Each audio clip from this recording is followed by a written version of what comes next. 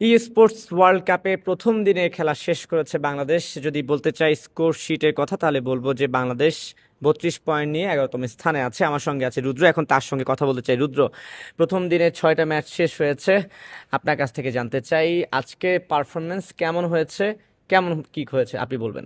আজকে পারফরমেন্স খুব একটা ভালো হয়নি আমার মতে। আমি আগের দিনও আপনাকে বলছি যে আমাদের এক্সপিরিয়েন্সে কিছুটা ঘাটতি রয়েছে, ইন্টারন্যাশনাল এক্সপিরিয়েন্স। তো আমাদের ফার্স্ট তিনটা ম্যাচ যেমন আমরা ক্যাজুয়ালি ভেবে রেখেছিলাম ওই কমে গেছে। বাট পরের তিনটা ম্যাচ আমাদের প্ল্যান মাফিক যায়নি। তো হুম হুম। ইনশাল্লাহ পরের দিন আমরা চেষ্টা করবো যেন আমরা একটা কাম ব্যাক দিতে পারি এবং ফাইনালের জন্য ভালোভাবে অগ্রসর হতে পারি। আচ্ছা রুদ্র, ওই যে বলছিলেন না যে প্রথম 3টা ম্যাচ ভালো গিয়েছে এবং একটা ম্যাচে কিন্তু টপেও ছিলেন আপনারা, জি। আমি দেখেছিলাম।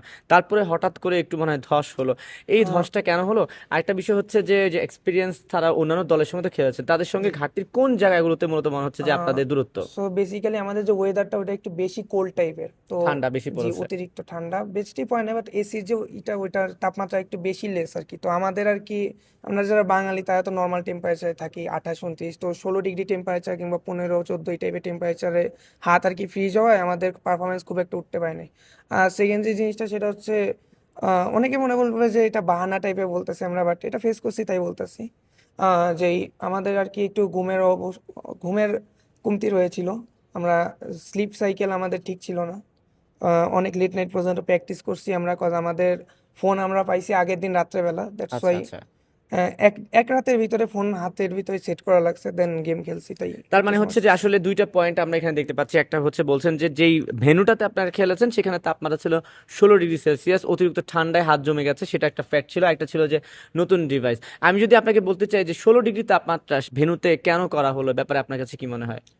মেবি ওইখানে অনেক টাইপের অ্যাক্সেসরিজ রয়েছে, অনেক কিছু মেনটেন করা লাগে, আবার অনেক টেন্স টাইপের সিচুয়েশন থাকে যেখানে হাত পা ঘামতে থাকে।